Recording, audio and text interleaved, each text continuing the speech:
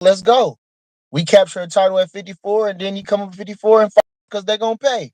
Terence Crawford's coach Bernie Davis has indicated that Crawford is open to facing Jaron Ennis either at the welterweight limit of 147 pounds or at the junior middleweight limit of 154 pounds, provided that promoter Eddie Hearn can secure the necessary funds for the bout. I think if they come up with the money to make Bud want to fight, he going to fight. Especially at 54. Like I say, the guy is he's huge. This guy is a big guy. I don't know what it's gonna take to make 47. Like I say, he wanted to move up. But like I say, if they want to fight at 47, they're gonna have to pay. They're gonna have to make it worth the kids' while. Well, we definitely ain't scared.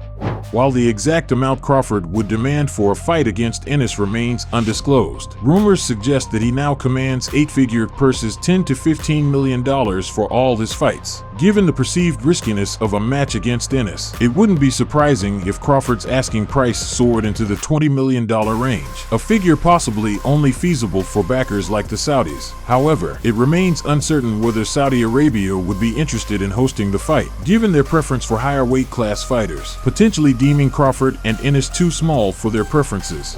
Come fortunate enough to win the championship at 54, and then Eddie Hearn wants to fight or boots with Bud Crawford, then they can make it happen. But everybody want to see the fight with Boots, but I'm not sold that this kid really wants this fight. Eddie Hearn's Matchroom Boxing, likely hesitant to invest such a substantial sum in Crawford, who has primarily been untested outside of one high-profile pay-per-view event against Errol Spence Jr., may be reluctant unless Crawford can prove himself as a standalone pay-per-view attraction. While Crawford is undeniably talented, his marketing efforts have not matched those of more engaging fighters like RYAN GARCIA and Keith Thurman. He's the #1 contender. He'd be the champion. But let's just see how he do in these fights. Let's see how he progresses in the fights. I don't see no real effort on this kid's part to try to make the fight. If he come up with the money or somehow, some type of way, he probably can get Crawford to fight. I cannot see him winning this fight. I think Devin is just getting better and better, and I think it's going to be too much for him. And look, you're a reporter, you're a guy that knows this sport inside out. You can see the two kind of guys. George KAMBOSOS Jr. predicts Devin Haney will successfully defend his WBC light welterweight title against RYAN GARCIA on Saturday, April 20th, in Brooklyn, New York. Despite having lost to Haney twice in 2022, KAMBOSOS doesn't envision a path to victory for Ryan, emphasizing Haney's superior focus as a key factor. Devin is so focused, so zoned in, tremendous shape, while Ryan is talking about who killed Tupac and he knows who did it, or he's talking about other things. And don't get me wrong, I agree on some things that Ryan says. I'm not going to go out online and make a big fuss about it, but there's so much more that, I think it's affecting how big of a fight this is. So Devin Haney will be victorious, and I can't see what way Ryan can win. Ryan possesses formidable power and speed, but he appears more preoccupied with enjoying his recent financial success following his lucrative bout with Gervonta Davis. Some speculate that Ryan's motivation has waned since acquiring wealth, drawing parallels to Andy Ruiz Jr., who lost his drive after financial success. Yeah, look, Ryan's tough. He's a tough guy. He can, we've seen him. He's been put down from Luke Campbell, got back up. Obviously, Gervonta Davis caught him. First time he got up, second time body shot, couldn't get up, but we'll have to wait and see. Boxing is a funny game. We might be expecting one thing and it's the total opposite, or the way we see it, it's the way it's going to be. Could there be a stoppage? Yeah, I believe yes, but we're going to have to wait and see. There's a likelihood that a loss to Haney could lead Ryan to pursue fights solely for financial gain, potentially diluting the quality of matchups. Although Ryan has a chance of winning with his punching power, he'll need to apply pressure on Haney, akin to Gervonta Davis's approach in sparring sessions, as Haney employs a defensive style, preferring to throw single shots and retreat. Two kind of different fighters. Look, Ryan is quite a big size kind of guy, so I think that can definitely play a factor. Devin had that good size on myself. I thought I was a good size lightweight, but Devin is quite big at that lightweight division at that stage, but he has gotten bigger. Ryan, you can see, has got that size as well, so that can be a factor. He's got tremendous speed as well. That can be a factor, but like I said, the thing with Devin is he makes you fight his fight.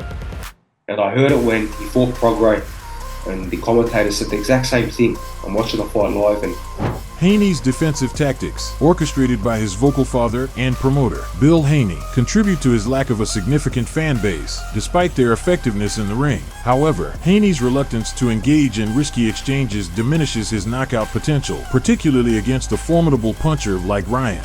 Listen, Dubois is a good fighter, and if you look at the heavyweight division, a lot of those guys now are in their 30s, some of them are in their late 30s, some are in their 40s.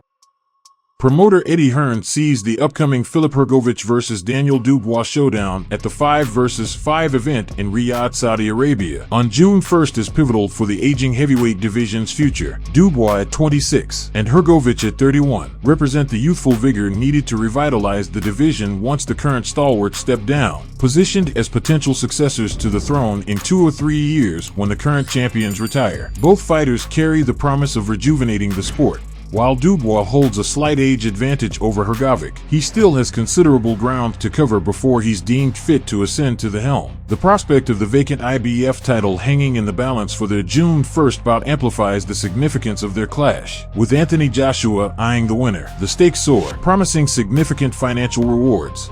Dubois, what, 26, 25? I mean, you know, and he's been in deep, and I think the best is yet to come. Unfortunately for him, he's fighting a very good heavyweight in Filip Hrgovic, and it's a great fight. It is a brilliant fight, and obviously we know that fight could be for the IBF World title. We'll see. Meanwhile, 35-year-old WBC heavyweight champion Tyson Fury's recent performances hint at his advancing years, especially in his close call against Francis Ngannou. Should Fury falter in his upcoming bouts against IBF, WBA and WBO champion Oleksandr Usyk, his days in the ring might be numbered. However, loyalty from the Saudis could extend his career, albeit amidst a string of losses, potentially opening the door for Dubois and Hrgovic to seize the spotlight. Despite being 37, Usyk continues to compete at a commendable level, projecting a potential 3-year window before contemplating retirement. As the heavyweight landscape undergoes transition, Dubois and Hrgovic emerge as prime contenders poised to shape its future.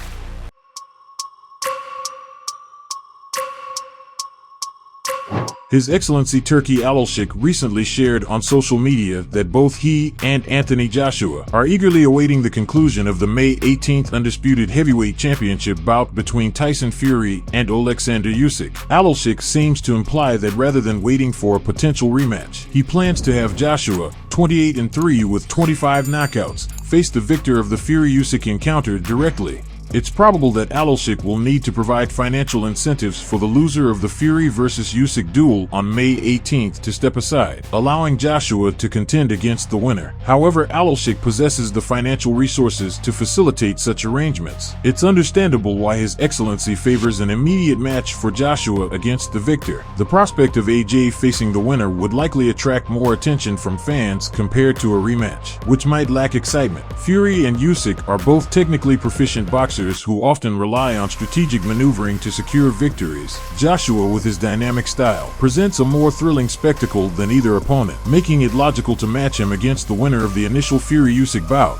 Joshua arguably stands as the most captivating figure in the heavyweight division, and a potential face-off with the victor of the May 18th encounter would undoubtedly generate immense interest among fans globally. Naturally, this assumes Fury emerges triumphant on May 18th. A third bout between Joshua and Usyk would likely fail to generate as much excitement, especially considering Joshua's previous losses to Usyk. If Joshua were unable to secure a knockout blow, a third defeat would loom, diminishing the appeal of a rematch. Should Fury lose to Usyk on May 18th and fail to secure an immediate rematch, His Excellency's preference for Joshua's opportunity would leave the Gypsy King with no alternative but to await his turn. Usyk comprehends what many do. Fury vs. Usyk represents the ideal matchup in terms of their status within the heavyweight division, finally contesting the undisputed title. However, the bout is anticipated to be a technical affair, likely to go the distance. Barring unforeseen circumstances, both fighters possess solid chins, lack devastating knockout power by heavyweight standards, and excel defensively. Anything other than a 12-round decision would come as a surprise. In essence, this approach maintains intrigue following the Fury vs. Usyk bout. UK fight enthusiasts anticipate a significant domestic showdown potentially for undisputed glory, while Saudi Arabia gains substantial promotional exposure in the UK. Additionally, the prospect of Fury vs. Usyk 2 or AJ vs. Usyk 3 becomes a more eagerly anticipated spectacle down the line. subscribe. Please like and comment. This is very important for the development of the channel. See you later.